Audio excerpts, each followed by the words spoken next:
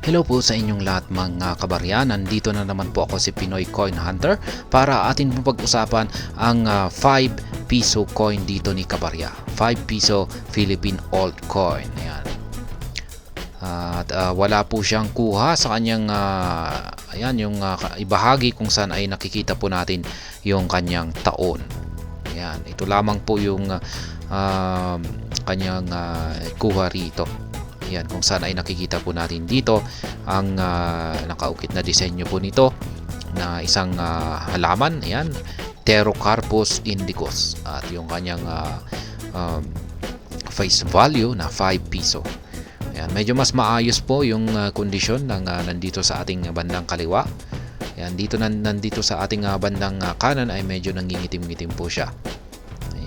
Ayan. Pero mukhang wala naman po siyang malalang mga yupi. Ayan. Pero yung mga gasgas ay hindi po natin gaanong kita kung ayan. Pero parang ito mayroon siyang malubhang isang maliit na gasgas dito. Ayan, mukhang malalim. Ayan. At saka meron pa rito. Ayan, may mga maliliit. Siguro ay used coin po kasi ito. Malamang ay ito siguro ay naitabi lamang niya. Ayan, aksidenteng naitabi niya at hindi po niya nagamit at ngayon niya lamang po siguro ito nakita na isa pala itong lumang barya. Kaya ayan, ang gusto niyang malaman rito ay magkano ba ang bentahan nito sa mga community groups. Ayan, dahil sa wala po tayong taon ay bigyan na po natin ng presyo. Lahat alamin na po natin yung presyo ng mga taon na may ganitong disenyo.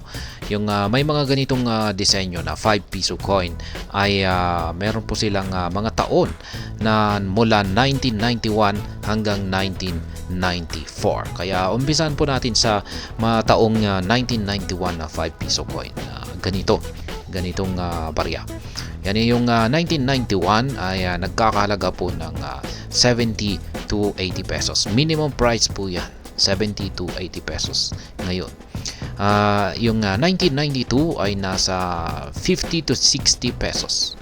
Yan. Yung 1993 naman ay 30 to 40 pesos.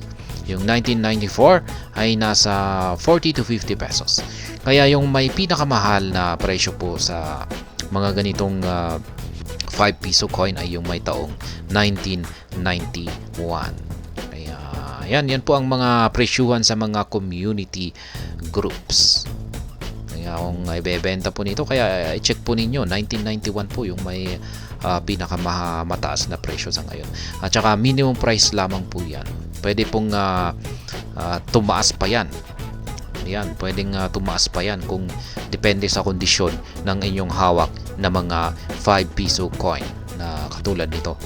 Yan, kung mas maganda ay syempre mas mataas. Kung mas maraming gasgas, mas maraming mga seryosong mga damages ay syempre mas babagsak yung kanyang presyo, mas mababa.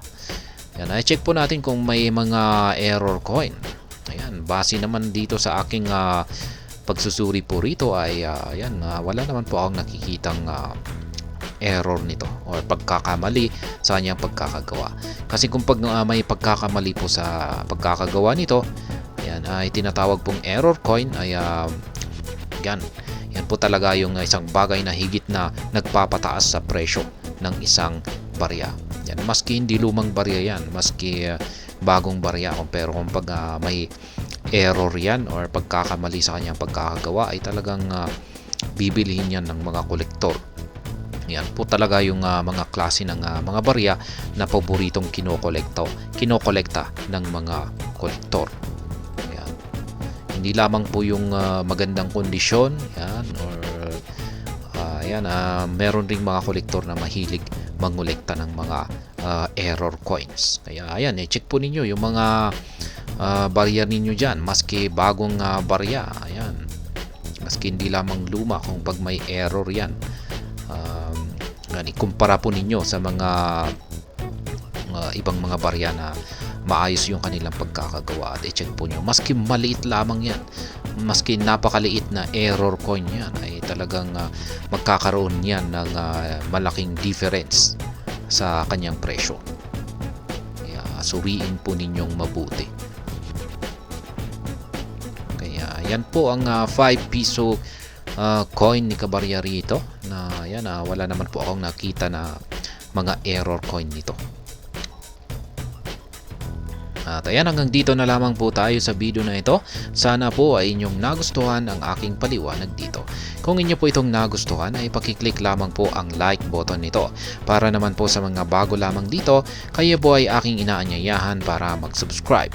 Pakiclick na rin po ang bell icon nito dahil ito po ang siya magsisilbing notification nito sa mga bago kong videos na akin pong ina-upload sa aking YouTube channel na ito.